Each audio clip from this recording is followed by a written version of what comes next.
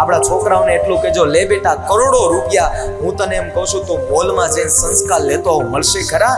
જે ખાનદાનીના જે સંસ્કારો છે ને અને એ પોતાના પરિવારના વાતાવરણની અંદર જ મળશે, બાકી કઈ નહીં મળે. એટલા બધા પ્રયત્નો કરી લો, મારા બાપ ના મળે.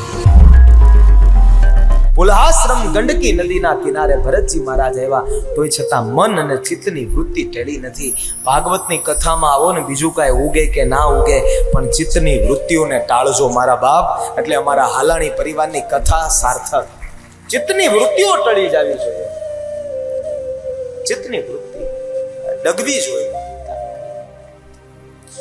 मन वासना को त्याग कियो ही नहीं तो वन में क्यों आए मुसाफिर, वन में क्यों आए.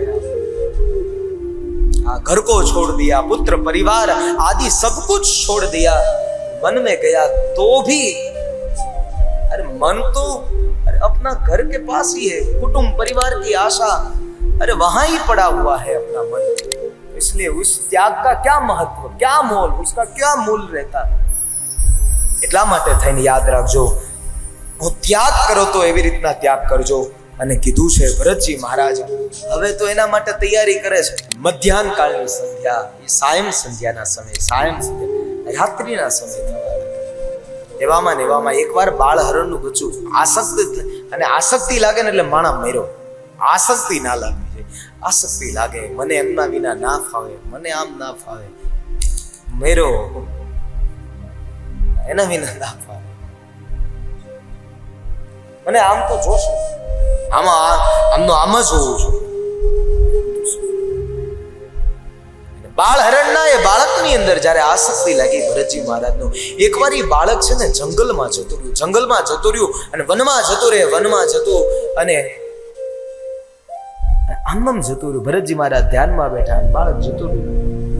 એવામાં ભરતજી મહારાજ જ્યાં સંધ્યામાંથી ઉભા થયા, ચારેય બાજુ અરે જ્યાં આશ્રમના એ પરિસરની અંદર જોયું, ક્યાંય મળ્યું નહીં. ક્યાં મળ્યું? ક્યાંય ના મળ્યું. ભગવાન મોટા મોટા વૃક્ષોને પૂછે છે, હે વૃક્ષો તમારી ઊંચાઈ તો ક્યાં ક્યાં સુધીની છે? અરે સરોવર ધરોવર બધાને પૂછે, તમે ક્યાંય બાળહરણના બાળકને જોયું? તમે ક્યાંય બાળહરણના બાળકને? આસક્તિ લાગે એટલે ભગવાનનું ભજન. કોઈનો સંગ થવાથી તમે તમારા ભગવાનનું ભજન બંધ કરી દો ને તો યાદ રાખજો કે આ માણસ મારા માટે હાનિકારક છે. અરે કોઈ માણસનો સંગ થવાથી તમે ભગવાનનું ભજન મૂકી દો એટલે યાદ રાખજો કે માણસ તમારા માટે બહુ હાનિકારક છે. અરે માં એ માં નથી કે જે પોતાના બાળકને મંદિર સુધી ન લઈ જાય. પિતા એ પિતા નથી કે જે પોતાના બાળકને ધર્મ કાર્યના મંડપ સુધી ન પહોંચાડે. ગુરુ એ ગુરુ નથી કે જે મને તમને મુક્તિનો માર્ગ ન બતાવે. મિત્ર એ મિત્ર નથી મંદિરના પગથિયા ચડાવે. ધર્મપત્ની એ ધર્મપત્ની નથી. યાદ રાખજો કે એ પોતાના પતિને ધર્મ તરફ ન વાળે. આ બધા જો આવું સત્કાર્ય તમારી પાસે ન કરાવતા હોય અને ન લઈ જતા હોય તો યાદ રાખજો ત્યાગ કરવામાં પણ એક પણ પ્રકારનો વિઘ્ન નથી, એક પણ પ્રકારનો દોષ નથી. આ બધા હાનિકારક છે. માં એવી જ હોવી જોઈએ પોતાના સંતાનોને ધર્મ તરફ વાળે. પિતા એવો જ હોવો જોઈએ ધર્મ કાર્યના મંડપની અંદર દાન દેતા પોતાના પુત્રને શીખવાડે. આજે અમારો આ પરિવાર છે, આ લોકોના બાળકોને ને આ લોકોના છોકરાઓને, નાના છોકરાને કેવું નહીં પડે કે શ્રીમદ ભાગવત કથા આમ થાય. આ લોકોને ખબર પડી કે કથા આમ હોય, આ કથામાં આમ આવે, આ કથામાં આમ આવે. એટલા માટે આને કેવું ના પડે. આ સંસ્કારોના બીજ છે. અને હમેની જે ધર્મ પર ચલના સિખાતી હે એ કથા, એ રામાયણ, એ ભાગવત, એ ભગવદ ગીતા મને તમને શીખવાડે છે. આપણા ધર્મના સંસ્કૃતિના બધા નાના બાળકોને શીખવાડવું નહીં પડે. આ શીખશે, આમાંથી જોશે, એકબીજાની અંદર શિષ્ટાચાર જોશે. આપણી પાસે કરોડોની સંપદા હોય અને મોલ તો આજકાલ બહુ સારા બની ગયા છે. આપણા છોકરાઓને એટલું કહેજો, લે બેટા કરોડો રૂપિયા હું તને એમ કહું છું તો મોલમાં જઈને સંસ્કાર લેતો મળશે ખરા? નહીં મળે. માના કુખના સંસ્કારી માના કુખ ના જ અને માં જ મળશે, બીજે ક્યાંય નહીં મળે. જે ખાનદાનીના જે સંસ્કારો છે ને અને એ પોતાના પરિવારના વાતાવરણની અંદર જ મળશે, બાકી ક્યાંય નહીં મળે.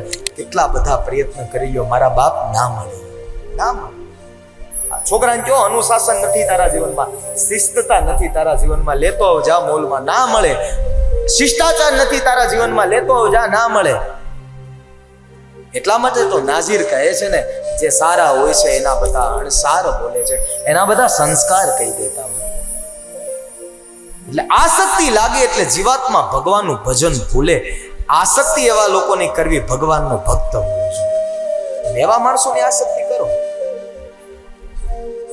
જે ભગવાનના ભજનની અંદર મનન તમને તરબોળ કરે. એવા માણસનો સંગી કરવો. મનન તમને ક્યારેક ક્યારેક કથાના માધ્યમે લઈ જાય. આમાં ઘણા લોકો એવા બધા હશે, આમ તો આમંત્રણ વાળા જ હશે, પણ જ્યારે જગ જાહેર જ્યારે આમંત્રણ કરવામાં આવે કે ભાઈ અહીંયા કથા છે, અહીંયા કથા છે, એમ કરતા કરતા અને ત્યારે કોઈ સજ્જન પુરુષ આવા એ પોતાની સોસાયટી, પોતાના મોહલ્લામાંથી, પોતાના નગરમાંથી, ગ્રામમાંથી કોઈ એક માણસ આવતો હોય ને તો એ હજારોને લઈને આવે. હાલો ને કથા છે, હાલો ને તમે, હાલો કથા, હાલો. બધાયને તારે. એક સજ્જન હોય ને, એક સજ્જન માત્ર ઘરમાં, એટલે આખા પરિવારને ત્યાગ. એ મારા બાપી તારી દે. અને એક દુર્જન હોય ને ગામમાં, એ આખા ગામને દુર્જન બનાવતા પાર લાગે. મરવાનો ને મટવાનો સ્વભાવ એ બંનેનો છે. સાકર અને અફીણ બંનેનો છે. મરવાનો ને મટવાનો સ્વભાવ એ બંનેનો છે. મરી જાય, મટી જાય, પણ સાકર મીઠું કરીને મળે અને અફીણ છે ને કડવું કરી. મરવાનો મટવાનો સ્વભાવ બંનેનો છે. એક આનંદથી કામ કરે, કોઈ એક માણસ છે અને એ આનંદથી કામ કરે, અને એક માણસ મરીને કામ કરે. પણ યાદ રાખજો, અહીંયા કીધું કે મરવાનો અને મટવાનો સ્વભાવ બંનેનો છે.